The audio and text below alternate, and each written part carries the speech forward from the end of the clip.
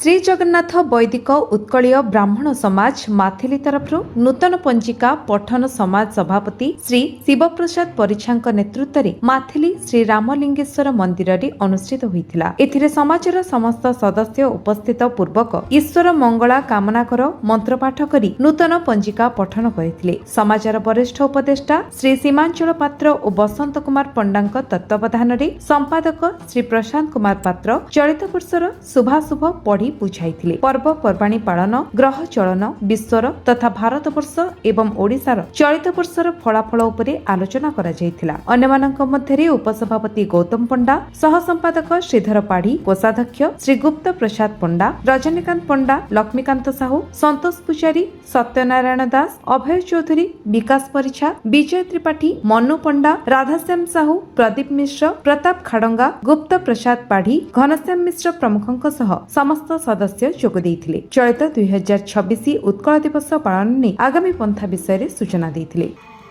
विशेषकर सनातन धर्मानुसार प्रत्येक फगु दशमी नूतन पांजी पठनर कार्यक्रम होता है। यह अवसर में गतकाली जेहेतु चंद्रग्रहण प्रभाव रही आज माथिली पंचायत ब्राह्मण समाज द्वारा यह आदर्श पांजी पठन कार्यक्रम आयोजित होता पवित्र राम मंदिर परिसर में। एथिरे नूतन पांजीर आधार, नूतन पांजीर दिग्दर्शन, नूतन पांजीर व्यवहार इत्यादि विषय पुंखानुपुंख आलोचना होता। यह सहित समाजर समस्त व्यक्ति को ये पांजी पठन सहित पांजी को व्यवहार करिवार सूत्र बता जाइथिला, जहाद्वारा समस्त उपकृत हो पारे।